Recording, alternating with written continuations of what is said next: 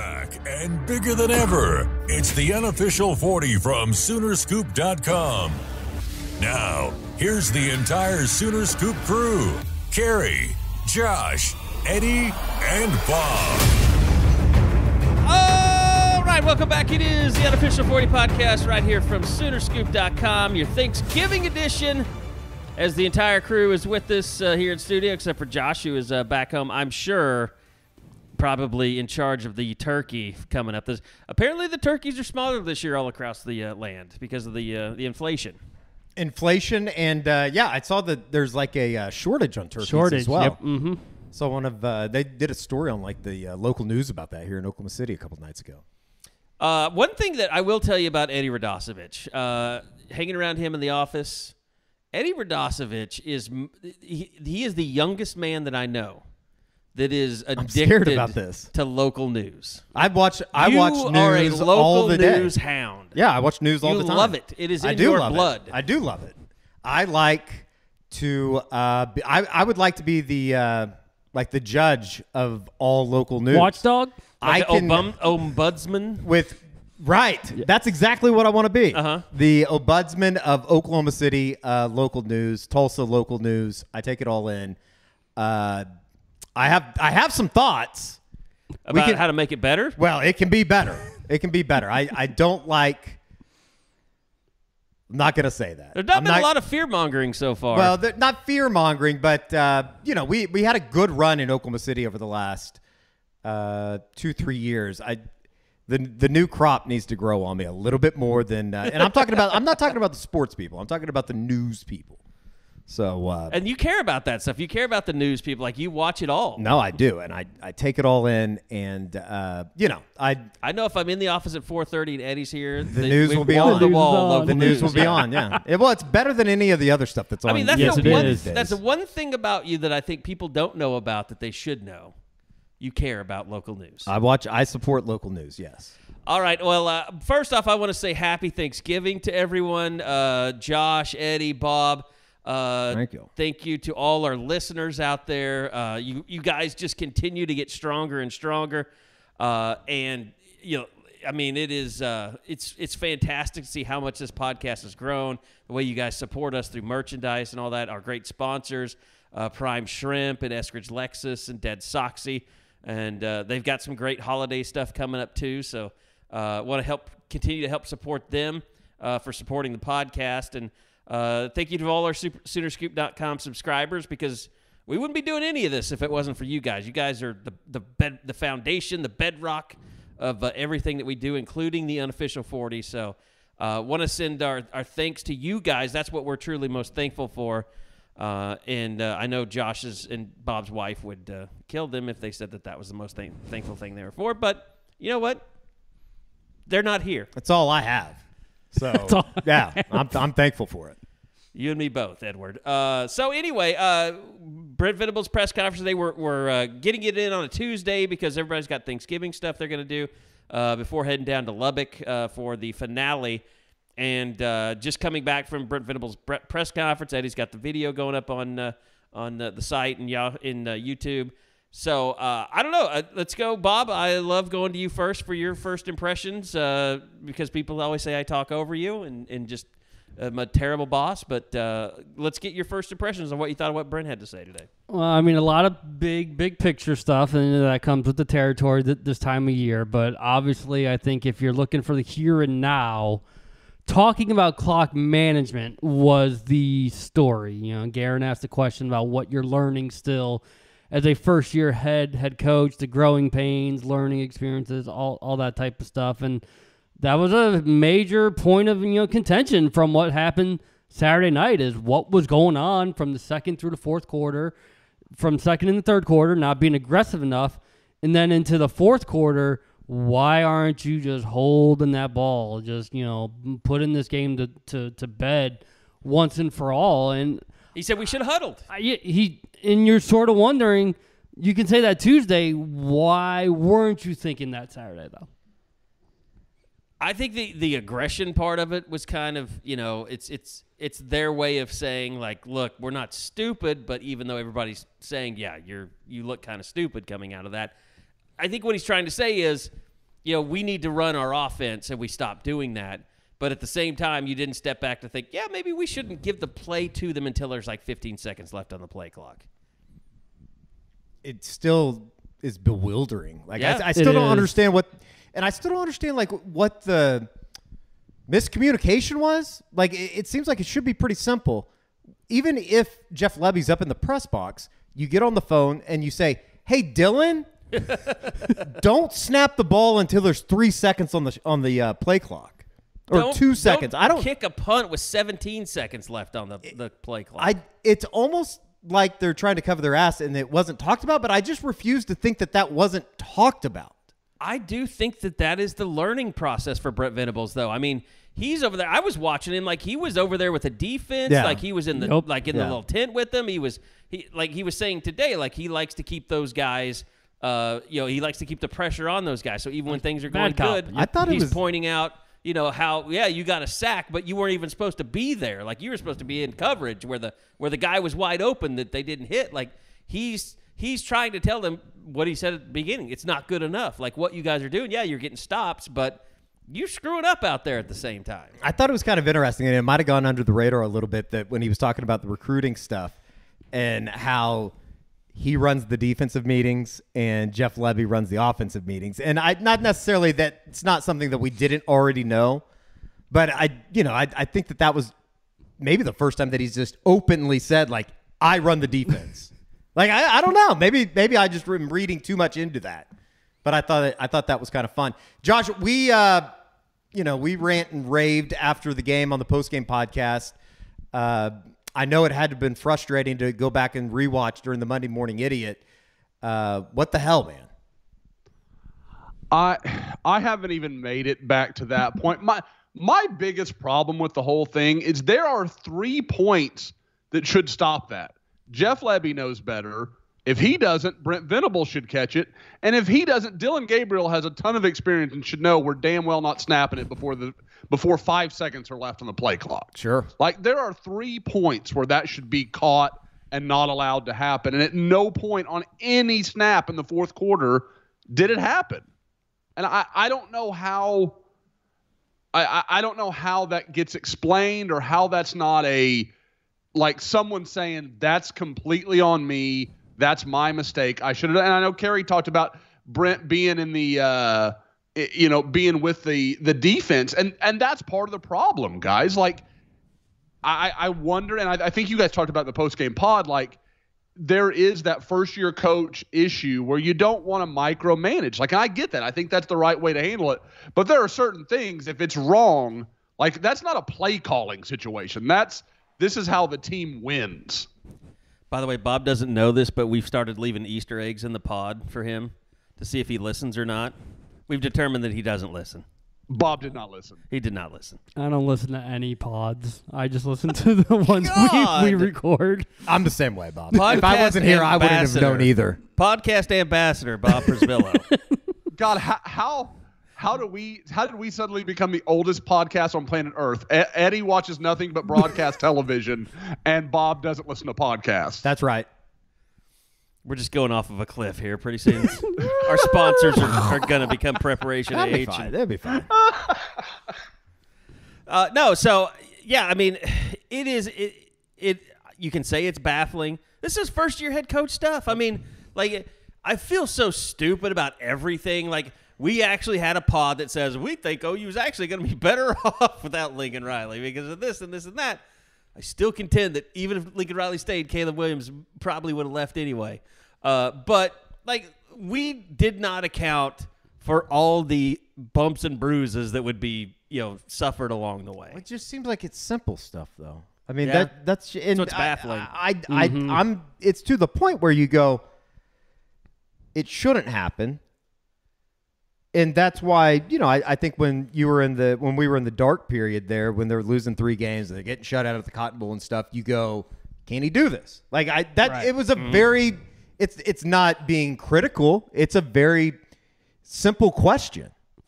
I don't know how to ask the question because I know a lot of people have been wondering too, but it's almost like there's times he's trying to act the role as a head coach because he doesn't have that fire on the sideline. So people are like, who is this Brent Venables that's on the sideline compared to the one that I knew and loved from 15, 20 years ago?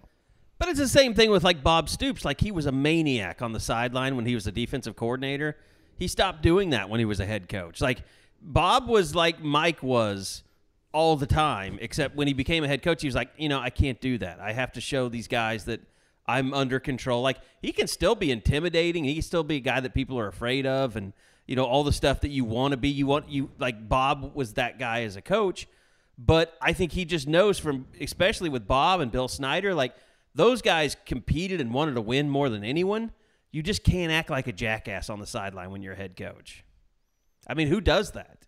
It's a head coach. Matt Campbell totally disagrees. Yeah, Matt Campbell disagrees, yeah. And it's not going necessarily well for Matt Campbell right now. He's going to be sitting at home during the bowl season. I mean, there's one guy that does it, but he has a little bit more. Saban? His trophy case is big enough that he's allowed to be able to do that. He gets away with it. And he does it sparingly, though. Like, he gets pissed and he throws his headphones, but it's usually at really critical moments. Yeah, well, I think Brent, if he let the floodgates open, they'd never close. Every play. Well, but Kerry, the difference that you mentioned Bob, and I agree with you. Like I think there's merit to what you're saying. Bob didn't run his own defense.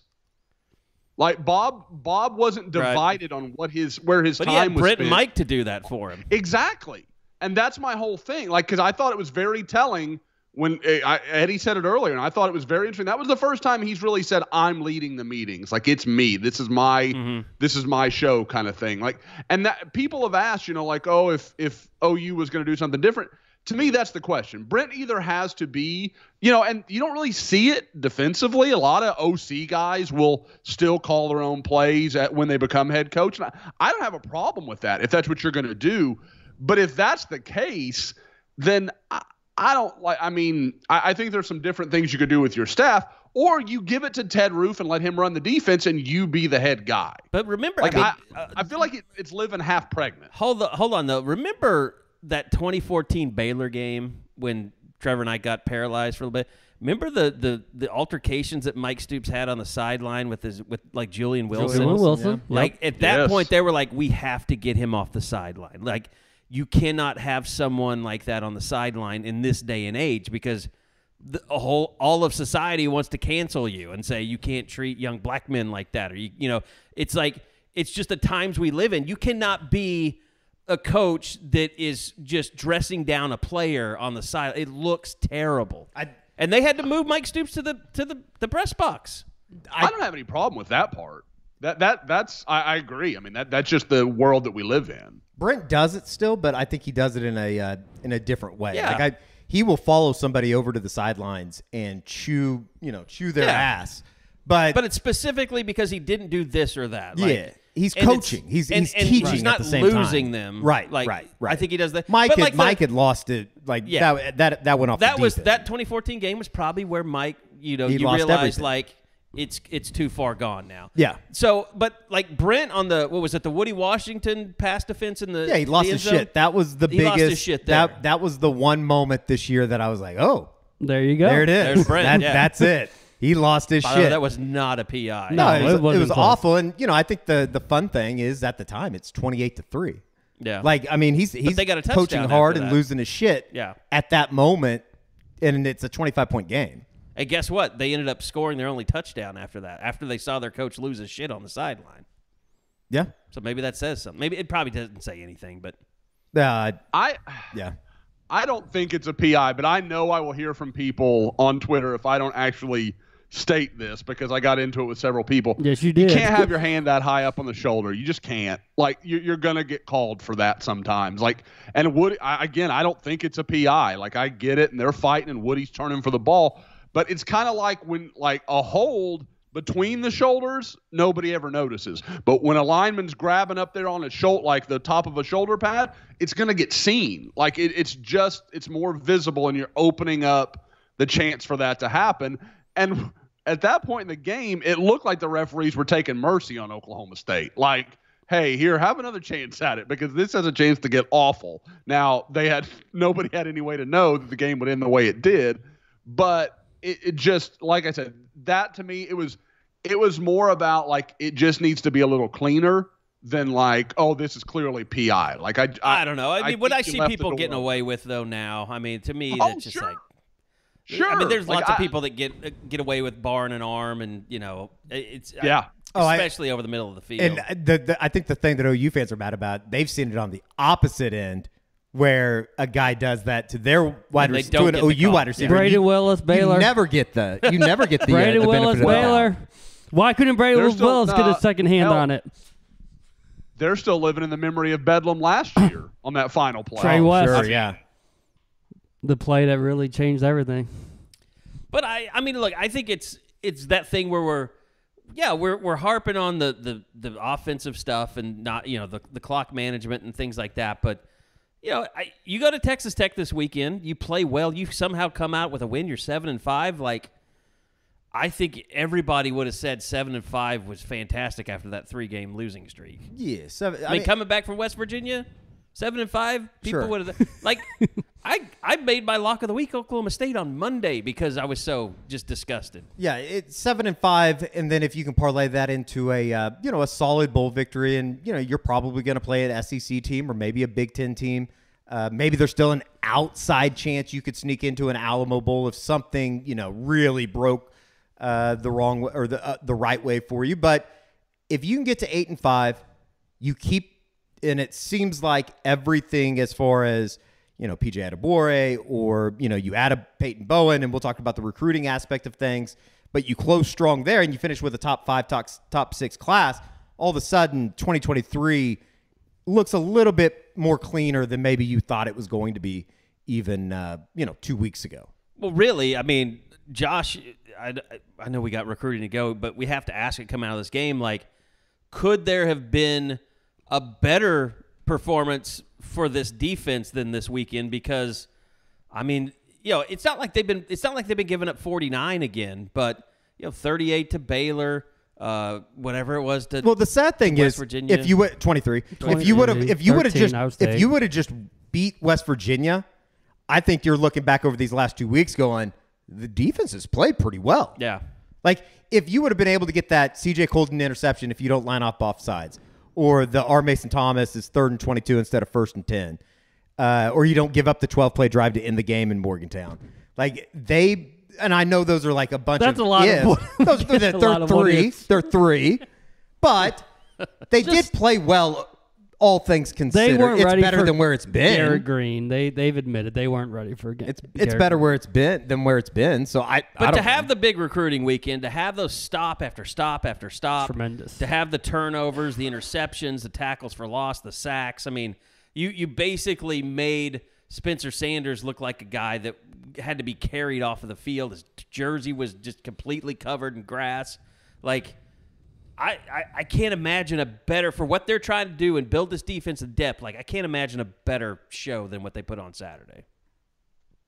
No, there really couldn't have been. Because like you said, I mean, it's about who was there. I mean, their 3 official visitors were all defensive guys. Then you throw in some of the key, the biggest unofficial visitor is Peyton Bowen, a guy that obviously has been up there numerous times. And kind of interestingly, almost, one of those guys where he was there early in the season, he was there later in the season, and now, or kind of middle of the season, and then obviously there for Bedlam. Like, he's almost gotten to watch this defense grow up a little bit, like kind of see like, okay, here's where they were, here's where it fell to, and now they're starting to figure it all out. And you've got to think there's something enticing in that. Like, okay, like I've watched these guys as this staff gets a chance to teach them and they learn under them a little bit, and under year one, really watching that growth. And again, I mean, I know we want to get into more of the particulars of recruiting in a little bit, but I don't think there's any question. I mean, they hit the right notes with a lot of these guys. Just from a perspective of this is like there's potential here, because guys, one of the interesting things about this is there is still a perception that Oklahoma State's a good offensive team. They're not really at this point in time, but for those recruits, like they think of like it's kind of like when OU goes into a place and maybe they're having a down year offensively, and the team could say, look at all the stops we got against a Trevor Knight led offense or whatever you want to say. Like, hey, it looks great. Yeah, it's not that Oklahoma offense, but it's still good. Great. It's kind of the same way with this Oklahoma State. It looks, it was really good, and it looks even better than it was.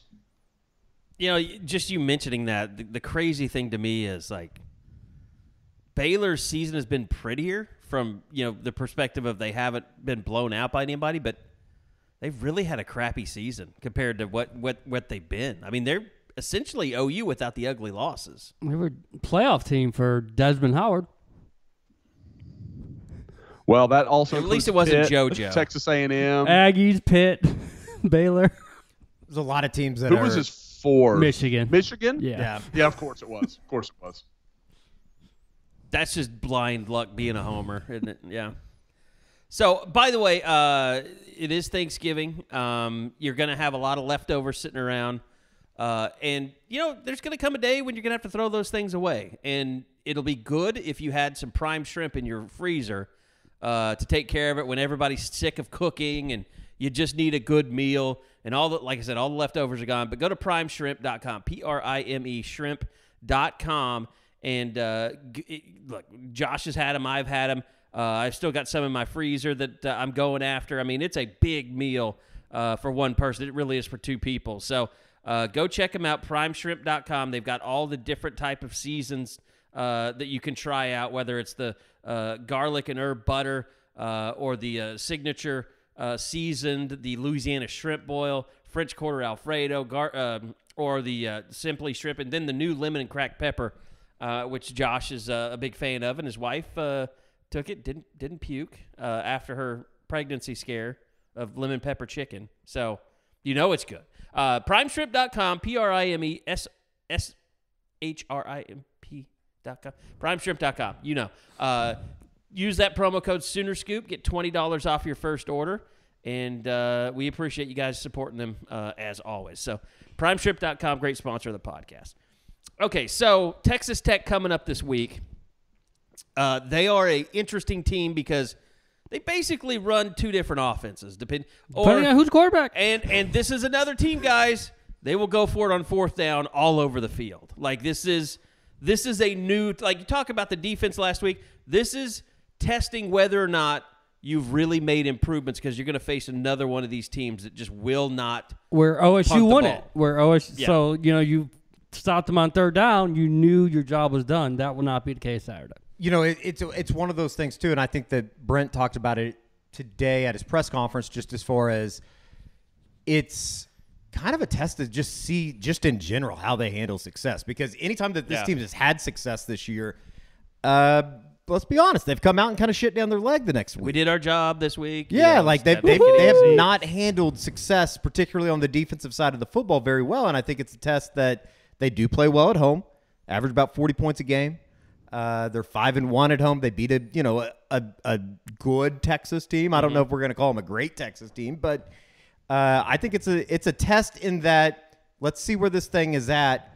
And maybe we'll find out a little bit more here in the regular season finale to see if this thing really is headed in the right direction. Because it probably in the long run, I don't think that it's going to be the difference in getting a Peyton Bowen if you go lose on Saturday or anything like that. Mm-hmm. But I do think looking back on a 7-5 is going to leave a much better taste in your mouth than it would a 6-6. Like 6-6 just. I know it's just one game, but it's going to feel different if you can walk out of Lubbock with a win and a good performance. Yeah, they're going to have to fight the emotional letdown from Bedlam. I mean, we all know there was senior night. It was Bedlam. It was getting that sixth win, and they did it all in an emphatic fashion, and now they have to be able to still have that one game at a time mindset that Brent preaches. But, I mean, I thought the mood felt a little different yesterday, just being at practice. It's kind of like, all right, we did what we needed to do. Yeah. Seemed like there was some weight off their shoulders a little bit. I thought they didn't have to carry that weight around. Bingo. Being a just a fucking failure. You know? I thought one of the things that Brent said today that was interesting was, like, he has players saying, I wish we had more games. Like, they're getting a taste of good football. They want more of it, even though they're here at the end of the season. Now, here's the problem with Tech is because they do go for it on fourth down so much, they will bring in Donovan Smith. And, I mean, he's a problem because he's the exact type of quarterback that this team has had problems with all year long. And they bring him in third and short, fourth and short. Can you stop this guy? And I assume, I don't know, is Morton done or is he back? He didn't play last week in Ames. It was Donovan Tyler Smith. And Schaub actually played most of the snaps, and it was Donovan Smith that came in, and he would run the ball a little bit. Yeah. I don't even think he attempted a pass. And that's what I've seen them doing ever since the TCU game is the shot guy. I just know it's a weird Tyler Show. I just know he's the kid from Oregon. GH. Chandler, Arizona. Well, he transferred from Oregon. He went, transferred from Oregon. But he does run the show, and he's not great moving around, decent arm. But, I mean, that's the challenge of this is, when they bring in their running quarterback is to get him down. Yeah, and it's two teams that kind of mirror each other. I mean, they're both looking to finish 7-5. They're both 6-5. They're kind of going after the same thing.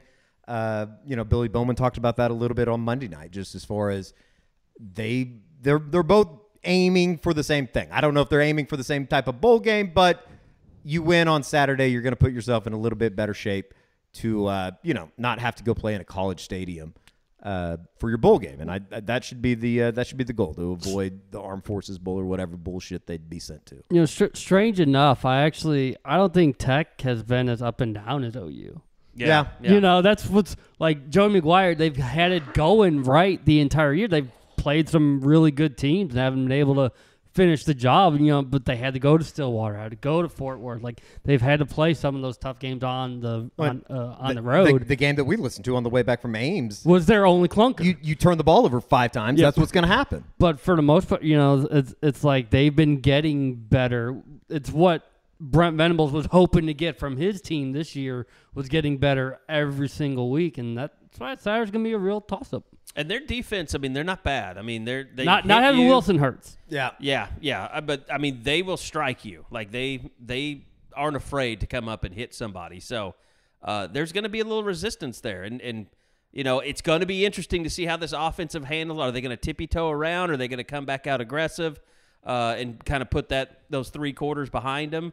Like, this is another game. Dylan Gabriel's probably never played in an environment quite like Lubbock. I mean, that place is insane. So it's going to be a test for this offense for sure.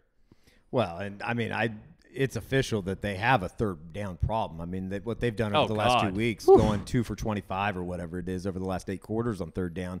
And the crazy thing to me is it's not like they're getting behind the chains. It's not like the Kansas State game where you had all the pre-snap penalties and you just can't get over the hump. They're sitting in 2nd and 3 and not being able to pick up a first down. They're sitting in, I think the longest third down that they had in the second half was a 3rd and 6 or a 3rd and 8 in Bedlam. Like, it's very fundamental problems, and half of it's execution. The other half of it is probably a little bit of play calling, and Jeff Lebby talked about it on Monday, just as far as what we talked about the open, being more aggressive and all that kind of stuff. So the 16 for 18 thing is weird. Like, he said that they ran the ball 16 of 18 times. Mm-hmm. That's not true. Like, we went back through the play, like the stuff this week, unless he's claiming like bubble screens and stuff like that as part of their quote-unquote run game. Stuff behind line which, scrimmage. If that's what it is, that's fine with me. It doesn't matter. It's shocking to look up and they get to second and, Eric Gray rips off a 7-yard run and they can't pick up a first down. The most perplexing thing to me is not – I feel bad because I always liked the kid the year that Theo Weiss has had. But it was strange that they named him a captain for this game. Like, it kind of shows you that he's a guy that people still respect. I mean, I've seen his social. I follow him on Instagram. Like, he seems to be a guy that's not pissed off or he's playing the part of a team player.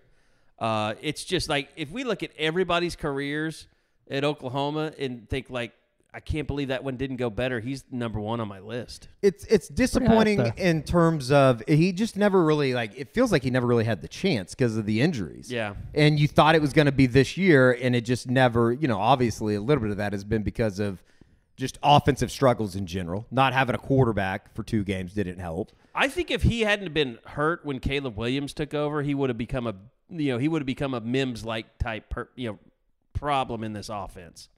But like Spencer Rattler tried to make him kind of one of his go-to guys. Remember all the drops that he had in the Iowa State game? Yeah. Mm-hmm. And then he gets hurt, and then they get to a point where Williams takes over, and he and Marvin Mims get such a connection. He just got lost in the shuffle. It was just the second half of this year. They changed it up to where Drake was always on the field, and Drake, Farouk, Mims were your 3 receivers, and that's just the way it came down the last 3-4 games where Theo got probably 10 to 15 snaps, and I think he's had 5 catches in the second half of the season. I'll be honest, I can't remember another coach that relied on 3 receivers like that consistently. Is that, you think about even when Lincoln Riley was here, remember Hollywood Brown, he didn't really emerge until 6-7 games into the season. Guys would emerge, but you had Sterling Shepard, Mark Andrews, and all these guys, D.D. Westbrook. You had all these guys that were really good in the running backs, but the ball was distributed between so many more people. That's been kind of one thing that's odd to me about Jeff Lebby's offense is that it's really been 3 receivers and Braden Willis that have got the bulk of the targets this year. Is it unfair in terms of them not having a wide receivers coach? I think that group has really struggled right now. Yeah. And I'm not saying that what do you think, Josh? I think that they're obviously going to have to go out and hire a wide receivers coach. I don't know. How does that affect the Anthony Evans situation? If he has a really good relationship with Damian Washington, I don't know. I find that to be kind of fascinating. And then you look up on Saturday and there's a lot of talk about, wide receivers just not being able to get open. I think, guys, and you guys you'd have a better feel for it than me, but my general feeling on that when it all happened was LaDainian Washington could go take that job and make it his, but I don't think it was ever oh yeah, that's definitely going to be his, or I didn't feel like anything was definite either way. Maybe he could do it, maybe he couldn't. Sorry, we have somebody just rang the doorbell, of course, right as I start talking, and my dogs are letting me know about it. But the other thing is, with Washington, you're right, guys. We're not seeing any young guys emerging, or because we heard all off season Jaden Gibson and Nick Anderson. Watch out, those guys are going to be really good. They've been non-present. Nick hasn't been suited up. But I know his is a unique situation, but by and large, nobody has emerged that we didn't already know about. Yeah, I thought Bunkley Shelton was going to be a breakout. Yeah. Nope. There's just been nothing outside of, like Kerry said, those 3 guys. And do I feel like Jalil Farouk has clearly been better? Maybe a little, but I don't know if that's not just natural growth of a second-year guy. I think you probably have to go look elsewhere and figure something else out. And it's not to say that he doesn't have a good relationship with guys. He does. Those guys like him, but I think Oklahoma knew this was always, if this is what comes to pass, I think they always handled that like it was a probable reality. So, Anthony Evans has a really good relationship with Jay Valai and Jeff Lebby. And, Keon Brown has, along with Lebby, he deals with other guys on the staff as well. So, there is something of a security blanket there to where, if this were to change, it's not okay, the whole receiver class just blows up. Well, and the other, maybe you were the one that mentioned this to me, Josh, but if you're Oklahoma, you want a Brian Hartline guy. You want a wide receiver whisperer. And I, as much as LaDainian Tomlinson might be, a good fit. Washington. What did I say, Tomlinson? That'd be interesting. That would be interesting. LT? Washington, yeah. He's not, he's not elite. He doesn't have, compared to him, I know people bring up Malcolm Kelly a lot, but he's a guy that has, I don't want to use that term, something on the wall, especially near Thanksgiving. But like he's a guy that has a reputation now at TCU, like the guys that he's Quentin Johnston. developed. Quentin, is it John? Yeah, my Johnsons and Richardsons and boy, getting old. Speaking about the old guy of the pod. No, but I mean he's a guy, and even the guys when Quentin Johnston's been hurt, like to see some of the receivers that they have, like his resume looks pretty good to me. Yeah, they've been able to, make it work. And Tay Barber, Jordan Hudson, that Savion Williams, Sepulpa kid. But it hasn't mattered who's been in that lineup. And you wouldn't say the same thing for OU. Like if Quentin Johnston was out for majority of Saturday, if OU had to go a game without Marvin Mims, you would notice it very, very quickly. What about Jeff Scott? That's a name that's been thrown out too. He's obviously going to be out there. He got fired by Central Florida halfway through the season. He has the connections back to Clemson with Brent Venables. Yeah. Well, that's all well and good until Lane Kiffin goes to Auburn and then they hire Jeff Lebby. I mean, it's all on the table. I mean, it really is. I think there's a lot of – that's kind of the fascinating part about this time of the year, although I don't know. Maybe I've just talked myself into thinking that Ole Miss would want to – backtrack a bit after what Levy did this year? Maybe not so much that as much as get somebody in there that is a proven head coach and not give somebody an opportunity. I don't know. I have no idea. Although you're talking about a school that hired Hugh Freeze. So. Oh, yeah. Like I think that anything's possible in Oxford. And we like maybe we love they our go back people and in hire Oxford. Maybe they go back and hire Hugh Freeze again. Like I have no idea.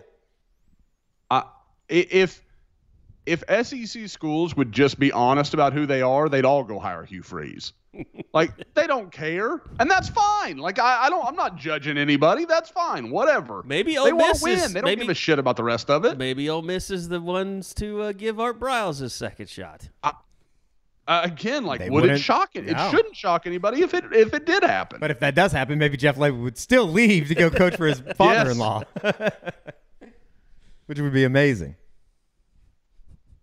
Well, I mean, I would think Kendall Briles would be a name. I'd say, sure. Would it be a race? Like he'd have to choose daughter over son? I mean, that could get interesting. No, but I mean, for a head coach, like I got to think. I mean, it's not all on the offense. They lost a quarterback at Arkansas. Like I bet his name is still hot out there. And he's not his father, which is, a bonus for ADs. But no, I mean. People have I brought that up and people have laughed at me like there's no way Jeff Lebby's going to get hired as a head coach after this year. And I was like, I mean, he had several years at UCF and Ole Miss that were very, very good. I don't think that this year has stained Jeff Lebby. No. And I still think that he's a pretty good offensive coordinator. I know some other people probably don't, but I'd like to see him with a little bit better quarterback. I mean, guys, like everybody's acting like Oklahoma's 22nd in the country in total offense. Like right. It's not like it's some abominable. They're just not thing. fifth, which people are used or to. first at a historic level. To me, it's just been the clunkiness at times. Exactly. It's Sure. like what's happening here? Sure. Like like the first quarter, you're like, wow, that's just a wagon of an offense, and then for 3 quarters, they look like they didn't know which way was up. Well, it's just amazing that they can go from looking like they did in the first half or the first quarter where everything is clicking. And I mean, it seems like they can't be stopped to an offense that truly couldn't pick up 10 yards in 3 plays. That whole game against Oklahoma State was kind of a synopsis of the season, was it not? There was some really, really good, some just devastatingly bad, and a lot of just what the hell in between. Yep. Guys, do you think that win keeps Brent Venables from having to make any tough decisions? I think if he wins at Tech, it does. Do you? Okay. Yeah. I don't think. Are there any decisions to have to be made, even if they do lose? Because I don't think that he would be willing to, in a way, say, "Yeah, I kind of shit the bed when I made these hires the first time around." Because he's building his foundation. He knows it's going to take a while. The problem is that's what he's been preaching. And that's what he talks about 2 weeks ago when he's talking about being a planet, on a separate planet or whatever from where they are a year from now. He said that's what they talk about in the coaches' offices. Yep. Well, here's the thing: the one scapegoat is Ted Roof. which, you know, the problem that Brent has, or that people have that want change, is the worst positions have the best coaches. Todd Bates is, I mean, renowned as a defensive line coach. Like, we know it's talent over coaching at that position. Yep. And even at defensive end, even though Miguel Chavis doesn't have the experience, we know the talent is not where it needs to be at that position either. Bates can actually point toward Jordan Kelly, especially during the second half of this year, and it's something Jordan mentioned Saturday. Jeffrey Johnson played really well Saturday. They're not elite, of course, but they've been a little bit better with each passing game here in the last 3-4 weeks. By the way, if you want to grab some free team color socks for yourself, or some holiday gifts off your list, this week only, our friends over at Dead Socksy are doing a buy one, get one free sale on sock bundles. That's bundles, not just single socks. That means if you buy an 8-pair bundle of any of their premium dress socks, casual socks, no-shows, you get a second 8-pair bundle for free. Now, you only get one BOGO per purchase, buy one, get one. You can game the system, and they're allowing this by completing separate transactions for each BOGO bundle you want. So if you've got a whole family of fans, game the system with multiple transactions to cover everybody. Just use the code SCOOP at checkout, and you've got yourself a free bundle of your new favorite socks. So, yeah, it's cold out. You might think, well, I don't need no-shows right now. Do it. Do separate transactions. Get your no-shows. Do one for your premium dress socks, your casual socks. Do it. Go to deadsoxy.com, DEADSOXY.com. Use that promo code SCOOP at checkout, and you've got yourself a free bundle of your new favorite socks. So go check them out. Great deal. Holiday deals, they're coming. This is one of the best you're going to get. So deadsoxy.com, great friend of the podcast. And as always, stay soxy. Okay, so I thought about making this, like, let's start the show out with this, because there's so much buzz about recruiting, and people are just, the site traffic has been ridiculous since the OSU game. People really want to know about what is going on in OU, and there have been commitments, but there's also a couple of big fish out there that we've already said their names on the podcast. So, Josh, let's start there, and we'll let you and Bob kind of work your way through recruiting here. Yeah, like I said, we talked a little bit about it earlier. This was a defensive-heavy weekend. It always going to be. But I was really impressed with, again, and I thought they did this all season. Like, they really did a nice job of keeping a good quality number there and not letting it get out of hand. Like, I haven't talked to any guy that didn't, that was a priority guy that didn't get some time with the coaches, didn't get to talk to Coach Venables. And I know he talked about that today in his press conference, having to navigate that a little bit and be cautious with that. But I think they did a really good job. And, talking, obviously already have 2 commitments out of the weekend in Ashton Sanders and Taylor Wine. And then I put in a forecast a little while ago for Kendall Dolby and some notes that I've got up on the board. So there's a lot of positive buzz. And I mean, we'll get into some of the other individual names I know here in a second. But yeah, I think Oklahoma did about as well as they could have out of that weekend. We talked about it on the post-game podcast, just as far as like atmosphere and things that were centered around the Bedlam game, and obviously the performance. I don't think it could have gone better for a team that was 5-5. You kind of go, well, what are they going to really get? It was. I thought it was a very successful presentation, on top of what they were also able to sell to some of these guys. Yeah, you look at some of the performances, like obviously Peyton Bowen and Billy Bowman. Boy, that's going to be tricky if that becomes a pairing. They had a relationship. Billy having a nice night. That surely didn't hurt Oklahoma. Like you mentioned, Jordan Kelly playing really well in front of David Hicks. Like there were several things, and I always harken back to the Bubba Moses game with Jermaine Gresham on hand. Like we're all, you can't do that really on defense. It doesn't work like that.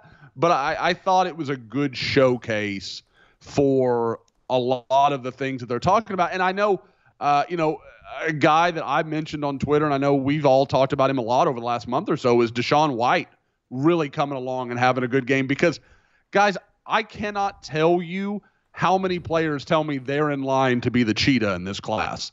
Like, right? there are There's 6 of roughly them. 75 Yes. cheetah recruits. So it is everybody's going to get their chance to be the guy.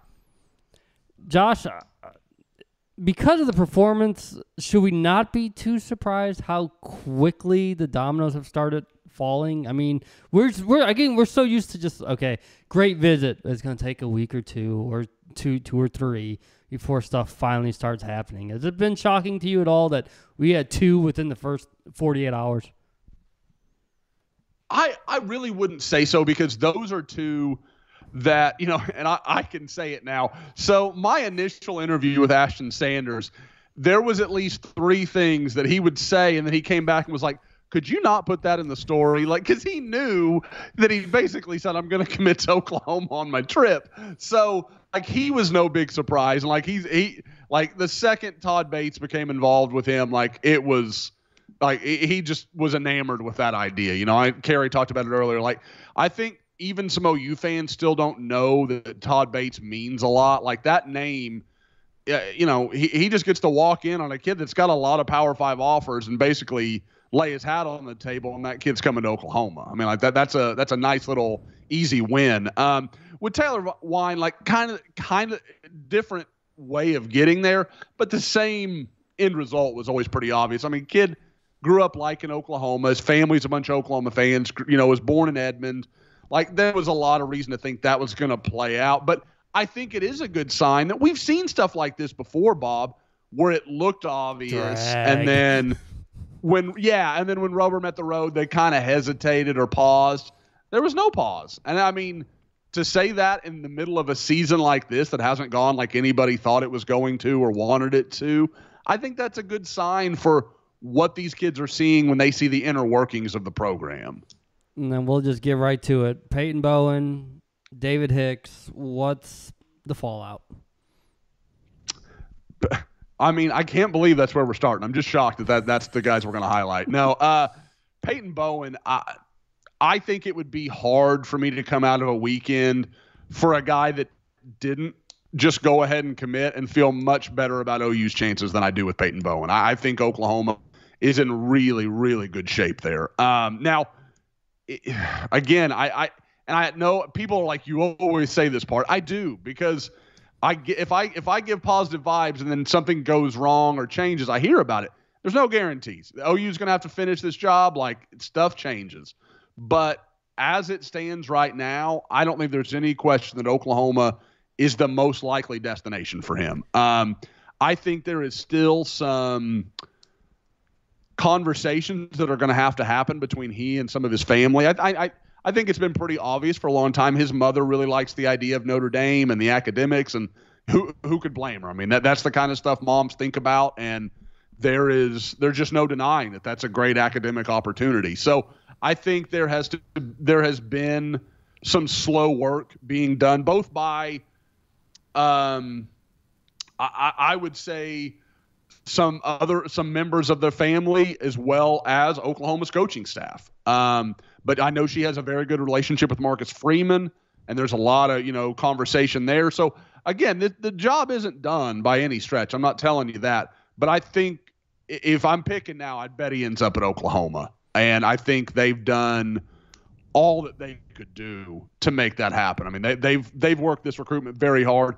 Brandon Hall deserves a lot of credit. He's not a guy we've talked a lot about on this podcast, but I think Brandon Hall, if he can pull this off, that's a great first year win for a guy that, basically the day he showed up was right around the time Peyton Bowen committed to Notre Dame. So he's been fighting an uphill battle the whole time.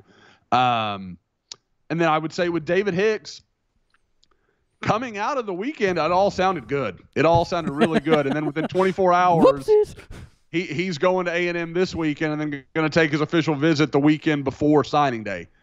And there's a couple ways to look at that. Like, the first is, okay, that's all bad.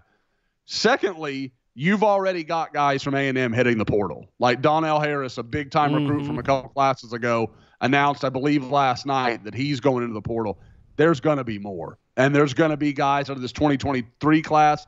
I bet, that drop out. I mean, guys, A&M is teetering on the edge of a real meltdown. They beat right now. Massachusetts in front of 5 people. You still, Wow. what are they at now? Like 3 and how 7. many games is it in a row? 4 and 7. 4 and 7. Yep. They beat the Minutemen. It was 5 in a doesn't row, count. but then they beat UMass.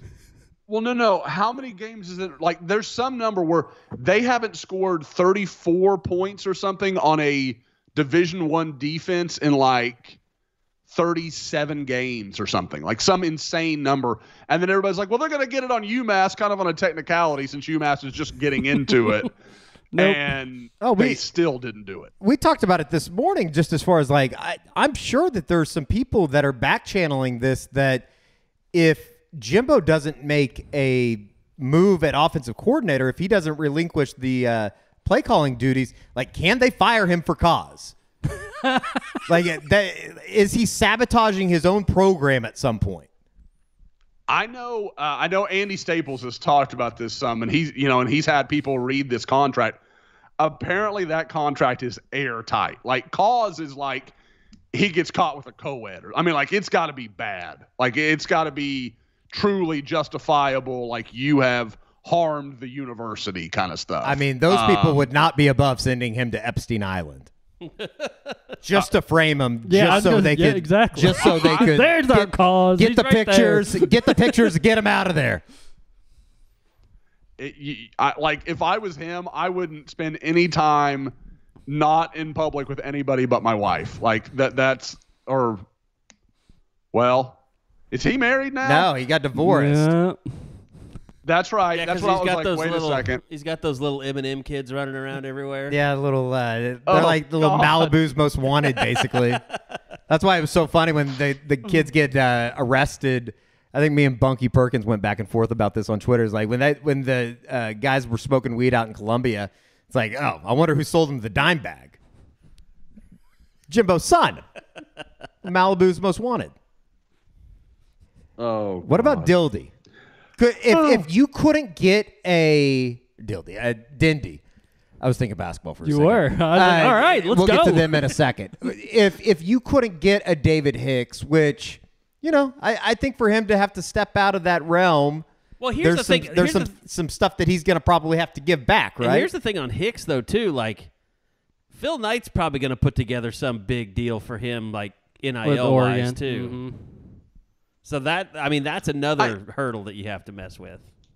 Sure. I don't know. There's part of me, because, like, David had a lot of suitors he could have looked at, and he hasn't gone in some of the directions that would make a lot of sense if he was willing to get that far from home. Louisville. I think Oregon was a fun trip to take. Like, I don't believe they're that plausible. Now, maybe you're right, and it's just so gigantic it can't be ignored.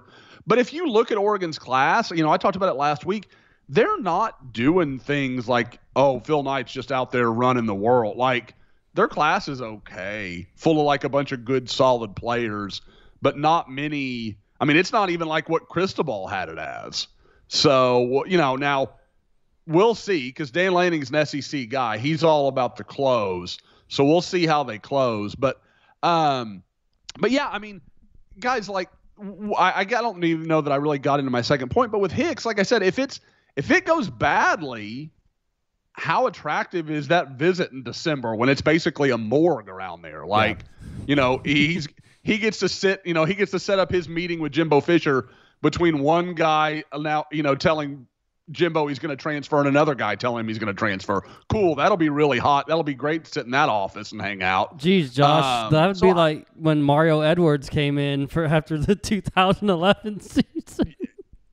Exactly like that kind of vibe, like we're just like, oh God, this is awful. I think people are assuming things, and I get it. Like, Hicks has burned them once. Like, I understand it. But I don't think there's any question that he and his dad enjoyed it. I think Oklahoma answered a lot of questions, has done a lot of the stuff, and Eddie and I have had some conversations about this.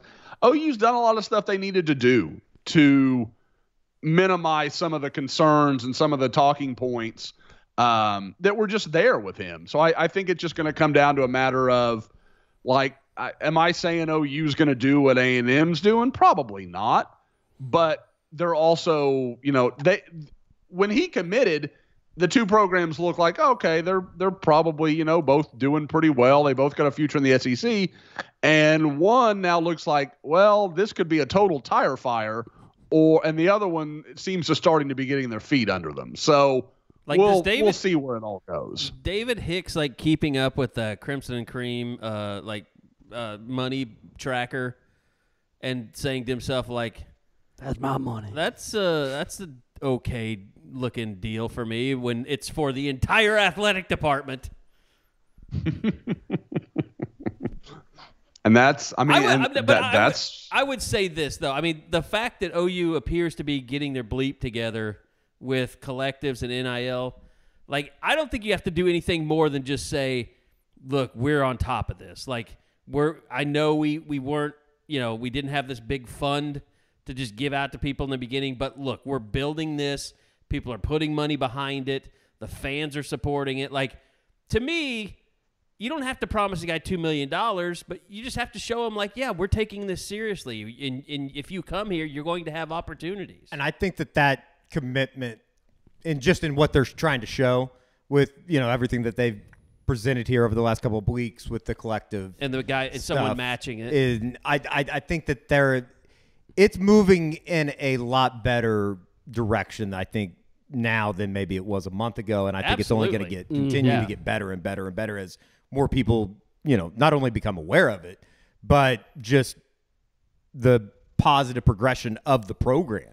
I don't think it's I don't think it's a coincidence at all that the donations went up after you beat Oklahoma State. It just, that's how that is. It went up when people put their name to it. Sure. I think that's who are we supposed to give to? Oh, sure. Joe C's coming out. Brent's this is the one that I'm supposed to help. Right. And that's what they needed. And they've got that now. And it's promising. As it moves in the, the same direction with, get everybody getting under the same roof, I think that it will only get stronger as things progress. And obviously, if you can cap this with a top 5 recruiting class or, wherever they're going to finish in the recruiting rankings here at the end of the 2023 cycle, it's only going to get better. And especially if you can hold on to everybody that you think is going to be in. Josh, looking at the other visitors. Real quick, though. I mean, the thing you got sidetracked on was Dindy. Dindy, yes. Dindy. Gabe Dindy. You're screwing it up. Say Gabe Dindy there. Say it. But the possibilities for guys coming out of A&M in the portal, Dindy being one of them. I think that, somebody at the wide receiver position that Oklahoma's familiar with that might be out there yet again is Luther Bird. It's going to be interesting to see what happens at that situation. Heard he's kind of a handful. Well, sometimes you got to get your hands full if you want to go win. There's going to be that theory. You can get a receiver no matter what. There's that Charlotte receiver hit the portal this morning, and everyone's going gaga about him now. Wait a minute. What about Mr. Radosevich? Oh, Tanner? Yeah, we got to bring him in, an offensive lineman. We can get him an NIL deal on our own, can't we? Absolutely. And he's good friends with Chris Gotterup, so I think they're from the same hometown. Oh, really? Okay. Did he follow you back? Oh, yeah. We're family. We're obviously talking about the kid you were. from He probably didn't even look at your profile page. He was just he's like, oh, that's got to be a cousin or something. It is crazy that there is a Radosevich back on the East Coast. I have no idea how we'd be related. I was told by my radio boss that you are a very athletic individual. I am? Yeah, he said he used to play flag football with you and that you were very good. I did? Me? Yeah. Sure. Yeah. Damn right I did. I asked him, I was like, are you sure we're talking about the same Eddie? He's like, yeah, Eddie. 100% wasn't me. I'll say it again. That's okay. We'll take it. If somebody wants to call me I was trying to set the stage for the Radosevich athleticism that spans generations. Well, I mean, but apparently it doesn't. Everybody knows about that, though. I mean, I think that just comes with the territory. But yes, we need to get Sammy B on here to talk about it. We've had a long running. He's probably at the track. We got to be able to get him. Got to have a podcast from the track. Yeah, got to find a time when we can get him away from the OTB. He would have loved Oklahoma City back in the day. Everybody's ringing my doorbell today. I've literally never seen Sam as excited to talk about something as he was to talk about horse racing. That was amazing to watch. Like he's always so even keeled. That was Chris Long's podcast? Is that what that was? Yeah. Okay. Yeah, they were trying to break down games and he was too busy. They were trying to talk about sports betting and football, and all he was doing was paying attention to the track. That's great. It was awesome. So funny. Anyway, I'm sorry. No, it's good to get him out. Good to get him out of the shell every once in a while. So going back to the Bedlam visitors, Josh, was there anyone that caught your eye, like just in terms of their reaction, or now it's changed what they thought of OU or how OU thought of them? And again, I think it's part of why I put the forecast in today when I did on Kendall Dolby. Like I was kind of thinking backup plan to Bowen? Maybe. What's that? You think you maybe the backup plan to Bowen? Yeah. I thought kind of like we talked about last week, kind of a not necessarily a backup to Bowen, but just like is he the best guy available that we could go get, as far as from Oklahoma's perspective. And I think it's pretty clear from what I've gathered that they just want the guy. Like they don't care, like whatever else happens, it's fine. They told him he might play some nickel, he might play some corner, he might play some safety.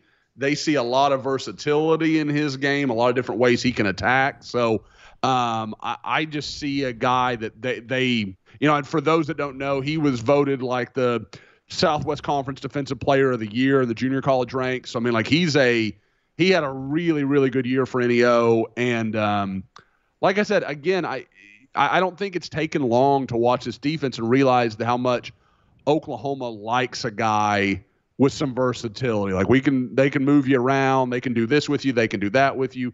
They kind of like that type of player. They don't want to pigeonhole a guy. I know I meander for a while. I'm trying to improve myself and not just talk for 7 minutes every time I talk. We've established this before. You're a professional radio guest. Yes. I don't know anything about actually having conversations, but I'll answer questions like a champion. Now, do we need to get a Thanksgiving report on the families here? I mean, have the pumpkin patches already been taken care of, I take it? We actually didn't do one this year, Bob. How about you? We definitely did, and they just sat there for weeks and weeks. Pumpkins galore, just sitting on the porch. Should have some high school kid come by and steal them. We'll break them first. It's really funny. Well, that's what you would do. You'd steal them and then you'd throw them through the back of a windshield. That's the fun part. Cod. I've retired from those days. We did go to one, but I guess when I think of a pumpkin patch, I'm thinking hay rides and all the other stuff. Like we went to just like a literal place you go buy a few pumpkins and put them up on your front porch, and then we carved a couple of them for Halloween and that kind of deal. But I have a question for you. We didn't do a lot of the fall craziness. I have a question for you. How many times a year do you hire a professional or semi-professional photographer to do pictures of the family?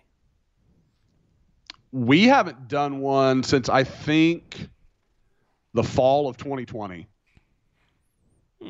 Like I hate pictures. I hate taking You don't have a say in it if though. they just want to take. Yeah. No. I'll take pictures if they just want. Like I'll pay double if they just want to take pictures of Tiffany and the girls. Like great, take all the pictures you want of them. I don't want to be in a picture ever. And so I think Tiffany knows how much I hate it, so she doesn't ring that bell very often. But I know that I'm getting close. Like I know that we're about to reach the statute of limitations on how long it's gone without a family portrait being taken. I mean, there's a lot of crazy helicopter parents out there. I'd get as many pictures with the girls as I could while I can. I just don't enjoy it. Like I've never looked at a picture of mine and been like, boy, I need to see more of that guy. Like never. I think all guys are like that. Yeah, it's pretty natural. Okay, so outside of that, I mean, are we done? Are we updated on all the latest recruiting? We just asked Josh. He's going to be making his way up, so he's going to see some OK Preps action. You going to stay for Friday and Saturday, or how's that all going to shake out? Well, we're going to, like, Saturday is going to be kind of about what's available. Like, I need to kind of hash out what's going to be the best option. That kind of, I looked at Friday and then my eyes just kind of watered and I stopped getting too angry about anything. But obviously going to be there on Friday to watch the 6A matchups. Now, I'm going to say it. I'm doing it with a heavy heart, and I swear to God, if anybody texts me the score of the United States-England game, I'm just going to lose it. So leave me alone. I'm going to watch these 2 high school football games, and then I'm going to go home and try to drink as much beer as possible and watch the USA game somehow not knowing the score. That's literally going to be impossible. Don't go on Twitter. Don't go on the message board. Don't what? Like, my phone alerts me on everything. I'm like, how am I going to turn that shit off? I don't think that's going to be possible. I don't even care about soccer, and I get alerts constantly. Now, the good news is, and this isn't good news, have you seen the weather forecast for Friday afternoon in Tulsa, Oklahoma, America, USA? No. Try about an 80% chance of rain. Yeah, we're looking 45 at crummy degrees. Conditions. The world is trying to kill Eddie right now. I'm never going to be in good weather again. It's going to be rain here, and then Josh, it's going to be like snow in Lubbock. You should have seen Eddie when he walked in here Saturday night after the game. He's beaten. He looked like a man who... He looked like Tuesday someone and that Wednesday, just donated all his bone marrow. I don't even know I would how have you do rather that, have given my bone marrow. Tuesday and Wednesday was the sickest I've ever been. Like, ever been. It's insane. And I knew it was going to happen. That's the worst part about all of it. I heard that you needed more clothes. It wasn't like cold. I wasn't just freezing. It was just being so wet. Like, my feet were so wet and so cold. That's what it boiled down to. Well, I mean, it was so bad. Like, the camera was like, you couldn't even... It's the worst. The camera was frozen, basically. It's the worst weather we've ever shot in. It was worse than Kansas State 2013.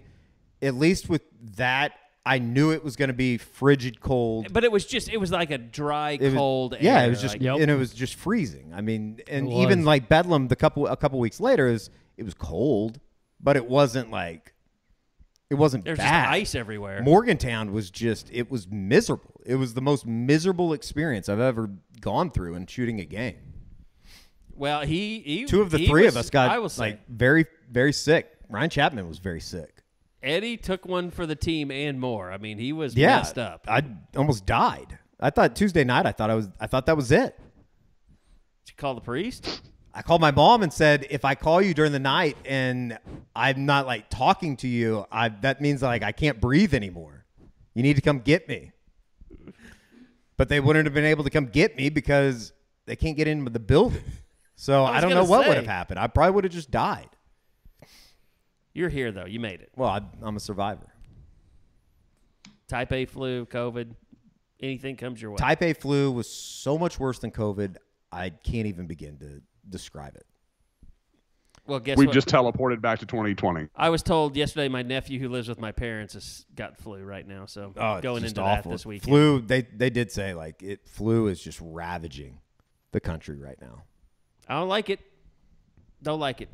All right, so we got hoops. It's not as bad. We've determined it's getting better.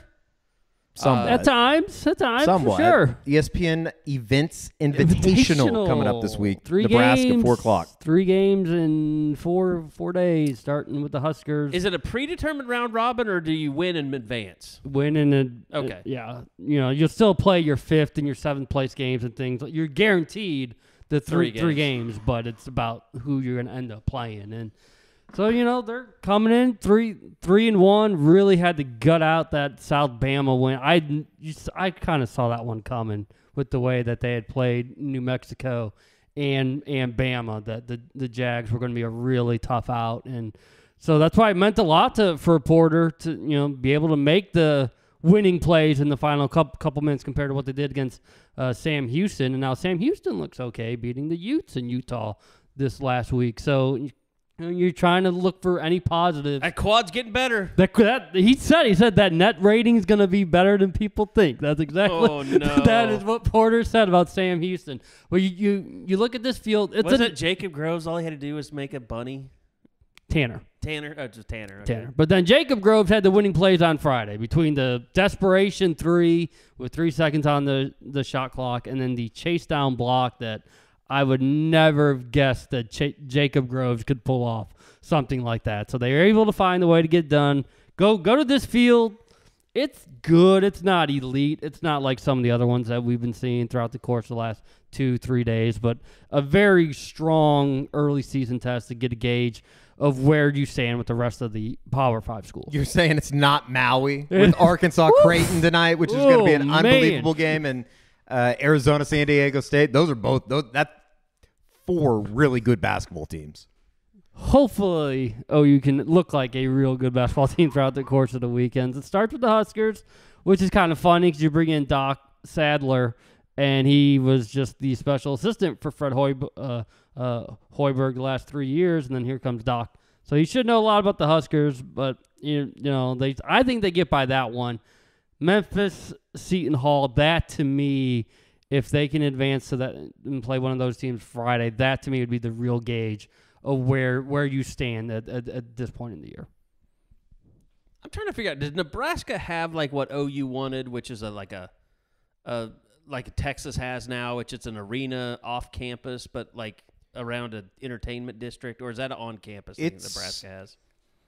It's a new arena. I don't know how to explain it. I guess it's technically on like downtown, but downtown is that on campus? No. Okay. So it's right there. Like it's right there. Well, Lincoln is very close together. Yeah. It's weird how you like drive into Lincoln and then it's just everything's right there. Yeah. It's cool though. I know they sell it out for volleyball and stuff like. They're really good. Well, they're elite there. Yeah. It's like 15,000 or something. Moody Center looks awesome though. It's small. It's compact. I think that I got in trouble from Baylor fans for but the arena that they're building to replace the Farrell Center, I think it only seats like 8,000 or 9,000. Mm-hmm. But that's the way that everybody's kind of going towards right now. Is you don't go for the big 15,000 seat arena in there, and you get 8,000. And it looked like it was an awesome atmosphere down at the Moody Center for Gonzaga a couple nights ago. I mean, I think that's something that Oklahoma fans should be very jealous about. What do we know early about the Big 12 and hoops? They're winning really good. Everybody is good. Kansas beat Duke. Baylor lost to Virginia, then comes back and beats the Bruins. Texas beats Gonzaga. I mean, there's been everybody's really good nice except wins. For the state of Oklahoma. The state of Oklahoma is struggling a bit. OSU is. I mean, like as bad as it started for OU, it's not nearly what OSU's going through. It's worse in Stillwater than it is in Norman for sure. Kansas State with Jerome Tang off to a really nice start. Haven't played anybody, but they've dominated just like you're supposed to do when you play teams that you're supposed to beat pretty easily. So it's going to be another tough round. Tech's the same Tech. I mean, they got beat by Creighton yesterday in Maui, but you're going to lose to Creighton. Creighton's an Elite Eight, Final Four possibility. All right. Let's see. Just again, thanks to everybody. Hope you guys have a great Thanksgiving and get the chance to spend some time around your family.